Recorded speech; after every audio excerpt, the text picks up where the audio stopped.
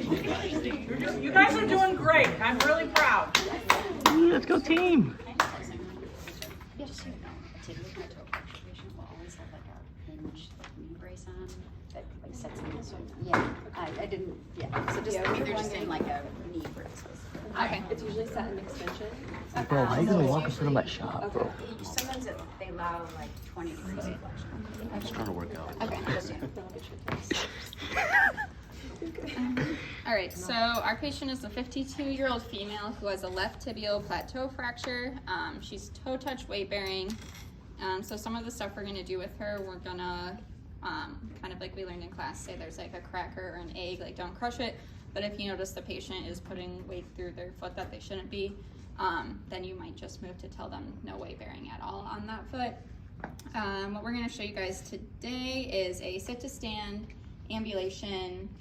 We'll comment on her weight bearing status throughout, and then we'll show you stair initiation because our patient does have to go up and down 12 stairs to get to her bedroom every day, basically, with a railing only on the left side. Wow, you wrote a hard problem. I made these harder than the actual practical. And she does have social support. She has a husband, so Jason will be playing the role of husband. Bachelor.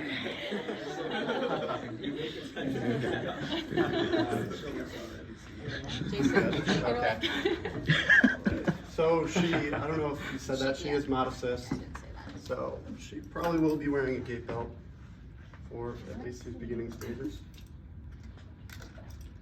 Oh, and I also didn't mention she has arthritis in her hands, which makes it hard to hold onto the assistive devices.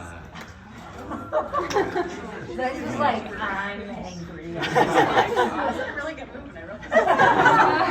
I'm like, wow.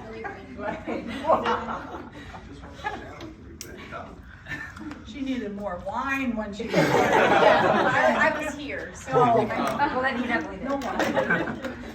Okay, for this, we had a little debate, and I think you might be able to go either way depending on how you argue it, but we decided to go with the crutches instead of the walker, just because when she is moving to the home, I think we wanted more mobility than stability. So we decided to go with that because 12 steps is a lot, especially for a walker. But so it's her left side.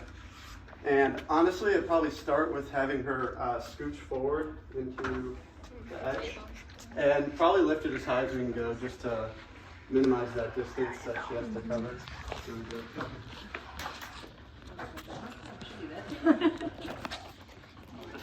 Maybe a little more. And so she will have these in her right hands, and I'll be on the left side here.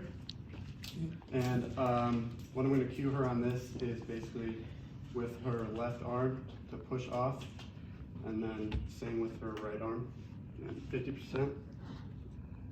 And then for this, gate belt's a little loose, fix that.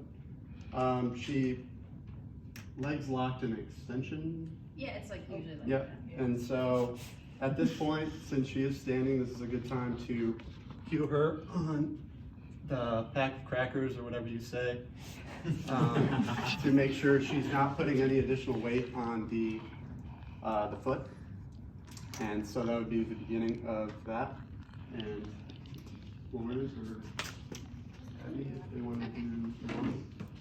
And then next we'll just progress to walking from here. So we did go with the crutches, but our scenario does say that she has arthritis, so she fatigues pretty easily using assisted devices. So maybe if she's going to be walking for longer distances, the crutches might not be the best option. So then maybe you could, if it's feasible for her and her family, to get both crutches and a rolling walker. So if she's out in public at like a grocery store or something, she would have the rolling walker, but she'll also probably need to take breaks too if the arthritis is severe enough. So then she's gonna have her leg locked in about 20 degrees flexion as she's walking. Same thing here, we're gonna cue her with the toe touch weight bearing, so just lightly on that foot. If I notice she's starting to put more weight in it, I would probably tell her just to go non-weight bearing for the purpose of this. She's still mod assist, so as we're gonna walk over to the stairs, so hopefully we don't take you guys out. But So you're still gonna hold onto the gait belt as she's walking.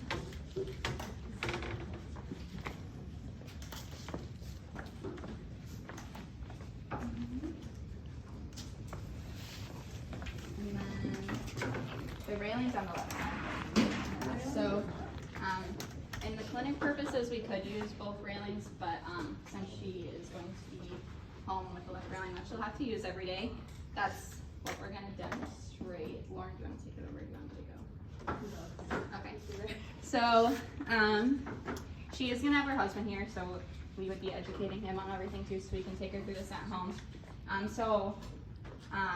The reason we went with crutches is because we tried the rolling walker on the stairs, and Caitlin said it was very hard. So trying to get her to do 12 stairs with that, with the arthritis in her hands, we just thought wasn't feasible. So we're gonna move to using one crutch. Similar thing with the arthritis, gripping 2 crutches with one hand would be difficult, and since she has her husband, he can just carry this one up there for her. Since she is totally non-weight bearing on that left foot, we're not going to be able to put any weight on it when we're going down the stairs. So we're kind of going to do a hopping maneuver on the right leg, both up and down, using the crutch and the railing as support, and then also holding the gait belt because she is under assistance. So I'll come on this side so she's able to use the railing. She'll bring the crutch up, hop, bring the crutch up, and she would do this for 12 stairs at home with her husband. And then she'll turn around. And then she'll switch the crutch to the other arm so she's able to use the railing as well. I could kind of stand in front of her a little over to the side, and then make sure she doesn't fall forward, since crutches on the stairs can be a little bit scary.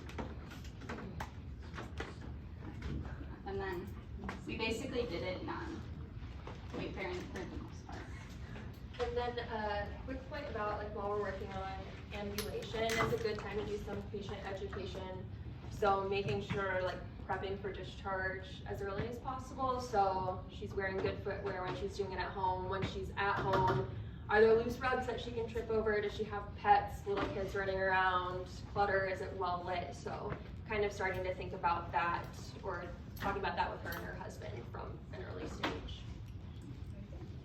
You made me think of something. Sometimes for people who are non-weight bearing or toe touch, you would maybe have them in a shoe on the side that they can be on, and then a grippy sock on the other. So then there's kind of a little bit of a height disparity, and then they're not as it's not as tempted to put weight on them. So that just made me think of that. All right, very good job, guys.